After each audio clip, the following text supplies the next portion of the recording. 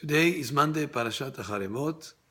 We're just a few days away from Pesach, and towards the end of the Seder of Pesach, we sing after we finish the whole order, we sing some songs, and one of the songs that we sing is Gadya. Gadya speaks about a goat that my father bought me for two zuz with two coins, and it goes through a series of steps, and here's the plain meaning that there was a cat that came and ate that goat, and then the dog came and bit the cat, and then the stick hit the dog, and then the fire burnt the stick, and then the water put out the fire, and then the ox came or the calf and drank from that water, and then the shochet came and slaughtered the calf, and then etc., etc. And the idea is, it's just a simple story, but there are many, many hidden messages and important concepts that are being taught through the story of the Gadya.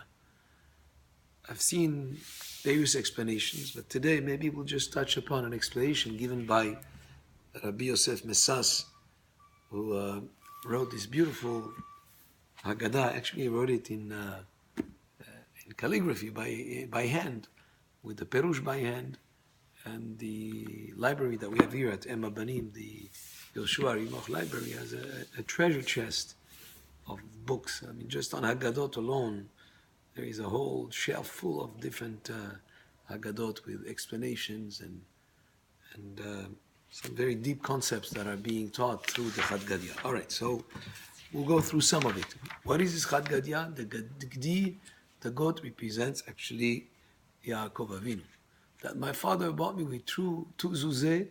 Zuzeh, Rabbi Yosef Messas says, makes reference not to coins, but lazuz means to move. That Hashem came, himself came and took us out of Egypt. That was one movement, so to speak, and the other one is on the Kriyat Yam Suf, Ze'elivian Ve'u, this is my God, when he came and made that incredible miracle on the parting of the sea. So we have the Exodus from Egypt and the parting of the sea. That's how my father acquired this Gedi. So this is how Hashem showed and chose Am Yisrael through these two zuzot, these two movements. And then what happened afterwards? After the Hashem bought the Gedi with two zuzeh, and the next thing came Shunra. Shunra is the cat, and the cat is a reference to Paro. Paro, so the cat eats the Gedi, eats the goat, but here Paro made us suffer in Egypt through the slavery. And why is Paro likened to the cat? Because according to the Gemara, a cat, by comparison to the dog, doesn't remember who his master is. He's not loyal. He could just, it's not like a dog who would remember his master. And the cat has no memory. And Paro had no memory of all the good things that Yosef HaTzadik did for Egypt, and all the good things that the Jewish people did for Egypt during those years of the famine.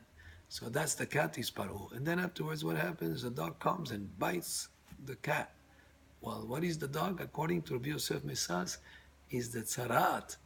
Tzara'at is the leprosy that Paro was inflicted with. And what came afterwards? The stick that hit the dog, where the stick is representative of Moshe Rabbeinu, who had the stick. With the stick, he did all these miracles. That stick that had the holy name written on it, that stick is representative of Moshe. And Moshe Rabbeinu, according to this midrash, he healed Paro from his tzaraat so that he would be able to stand up and be able to go through the makot.